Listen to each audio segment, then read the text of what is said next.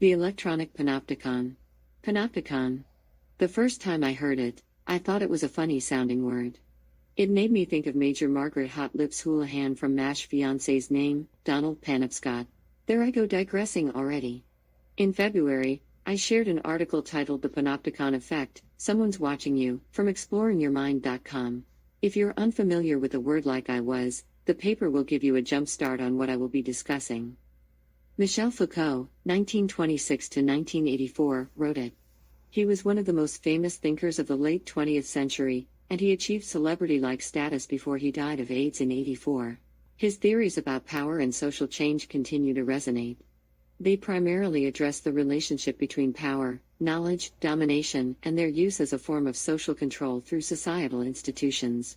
The Panopticon is a physical prison and control system designed by the English philosopher and social theorist Jeremy Bentham in the 18th century. The design concept allows for the observation of all prisoners by a single security guard without the inmates being aware they are under observation. I initially heard the word panopticon paired with the word electronic from a man on YouTube that gives away dirty socks. I'm not high-tech, but I know enough about information systems and writing code that when I looked up the definition of panopticon combined with what I've learned about the world today, I saw it under construction.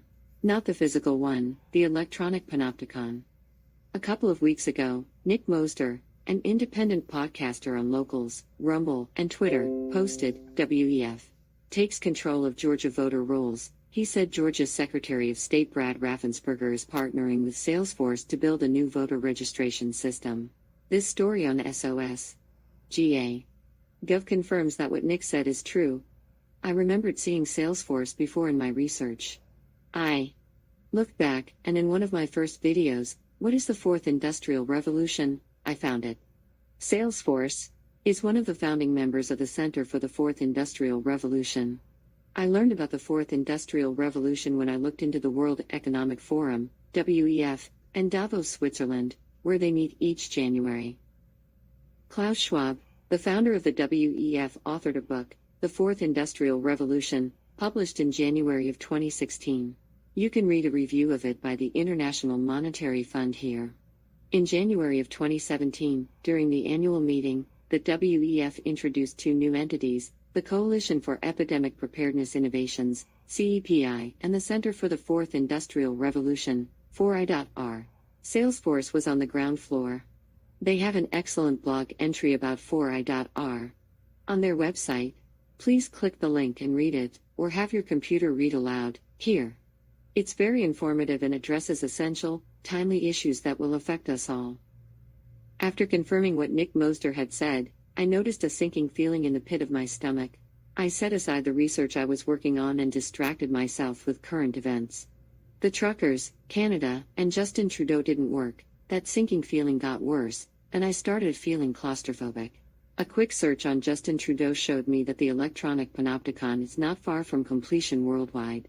I learned Justin Trudeau received his training from the Young Global Leaders program of the WEF. I also learned that the World Economic Forum's Young Global Leaders is a massive network of royals, politicians, big tech, billionaires, and other elites. I hope you click that link. The article has important information that may help you see the bigger picture. After my attempted self-distraction, I realized what the feeling in the pit of my stomach was. I had been trying to shake off the crazy notion that the leader of the Wilf Pack, aka Nick Moster, had unwittingly given me the missing link I wasn't looking for and didn't know existed. If you are familiar with my content on Locals.com, Rumble, or YouTube, you may have guessed my motivation for creating content has nothing to do with money.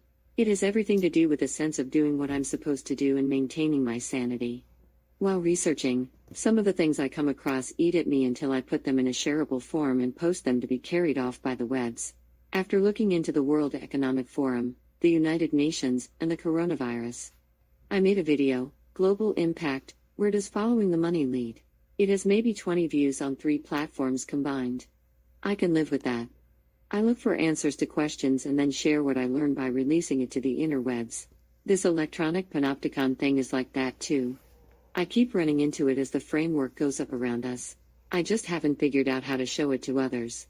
There aren't physical prison bars to see, but significant data collection points are now connecting. It shouldn't be difficult to see the electronic transmission of data collected as the bars of your own, custom-made electronic panopticon. After making global impact, most of my research has involved Maricopa County and the 2020 election. Nick connected Salesforce to elections for me.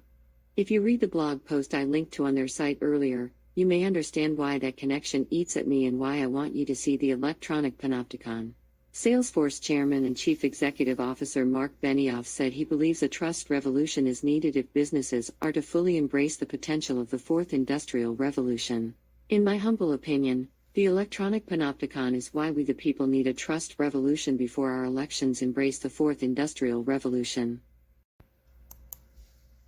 The electron